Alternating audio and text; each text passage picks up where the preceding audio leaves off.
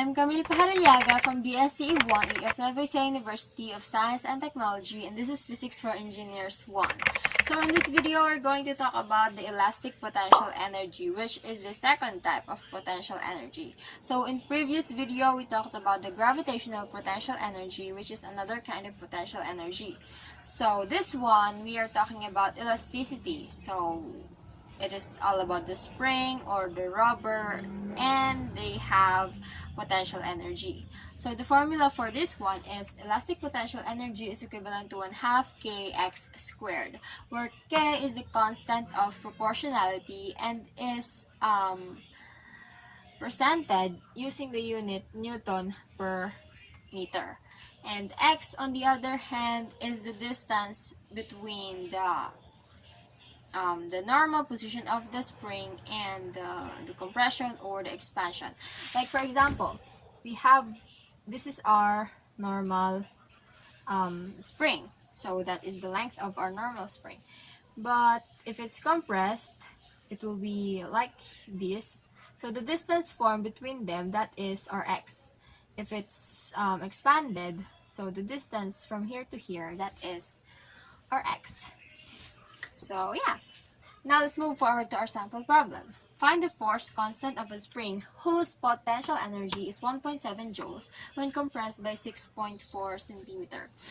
So we have the spring here,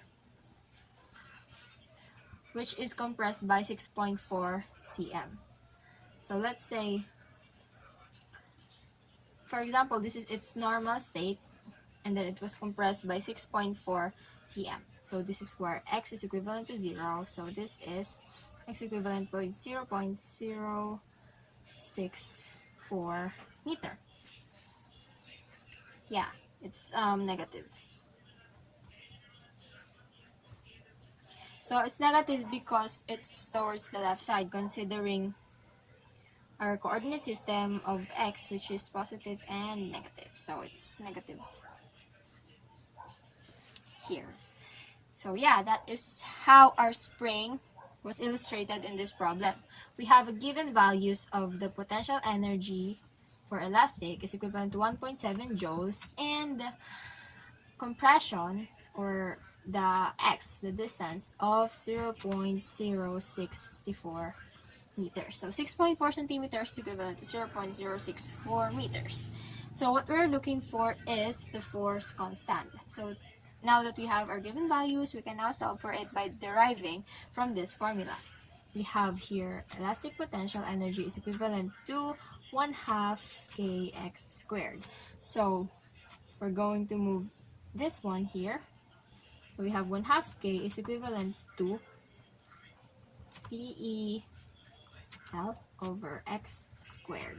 And then we multiply both sides by 2, and we have k is equivalent to 2 PE over x squared. So that's how we are going to calculate for the force constant.